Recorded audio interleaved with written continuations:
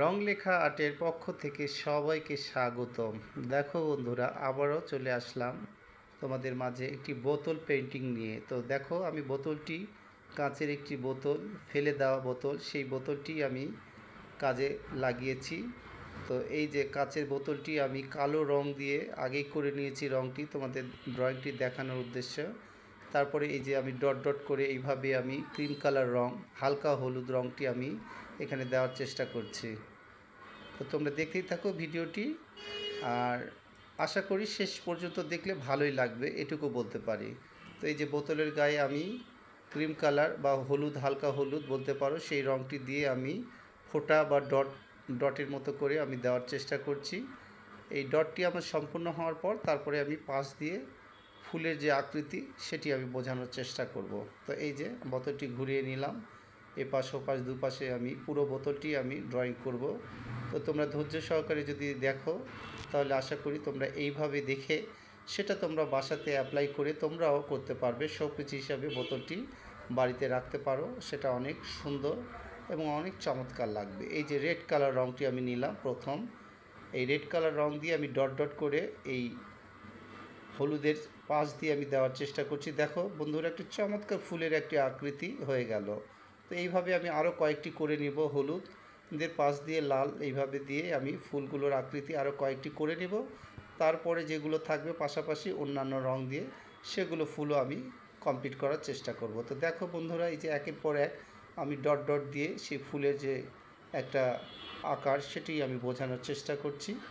তো তোমাদেরকে অনুরোধ করব তোমরা রং লেখা আর্টের পাশে থাকবে এবং রং লেখা আর্টকে এইভাবেই সাপোর্ট দিয়ে যাবে, এটাই আমি আশা করি।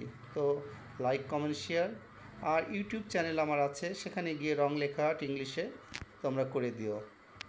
এই যে এইভাবেই একের পর এক আমার ফুলগুলো ড্রয়িংয়ের কাজটি হচ্ছে।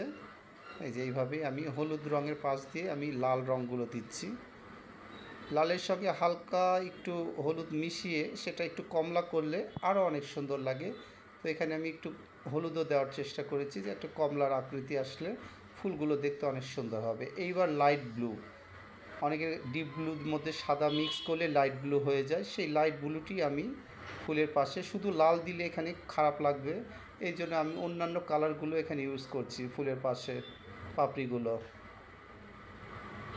তো এই যে স্কাই ব্লুটি আমি দেওয়ার চেষ্টা করছি। স্কাই ব্লু দেওয়ার পরে যেগুলো থাকবে দু একটা, সেগুলোতে আমি সাদা দিয়ে আমি এই পাপড়িগুলো আমি দেওয়ার চেষ্টা করব।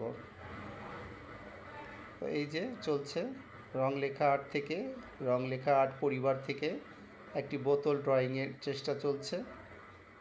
এইভাবেই ধীরে ধীরে কাজটি সম্পন্ন হবে, আর আমি আশা করি যে তোমরা শুরু করলে সেটা তোমরা সম্পূর্ণ করতে পারবে, কিন্তু সাহস নিয়ে শুরু করতে হবে। সব কিছুই প্রথম একটু নার্ভাস ফিল হয়, পরে আস্তে আস্তে কাজ করতে করতে তখন অভ্যস্ত হয়ে যায় এবং মানুষের তখন সাহস হয় এবং অনেক সুন্দর একটি ড্রয়িং উপহার দেওয়া যায় আশা করি। এই যে এবার আমি সাদা রঙটি, হোয়াইট রঙটি নিয়ে আর পাশে যে কটা ফুল আছে সে কটা আমি সম্পূর্ণ করব। এই যে ধীরে ধীরে এইভাবেই আমার বোতলের যে ফুলগুলো সেগুলো আমার কমপ্লিট হয়ে যাবে। এই যে আরও একটা এখানে আছে, সেটা আমি দিব, দেওয়ার পরে হয়তো বা আমার ফুলগুলো সবগুলো কমপ্লিট হয়ে যাবে। দেখো বন্ধুরা, তোমরাই বলবে যে আমার এই পেন্টিংটা কেমন হয়েছে।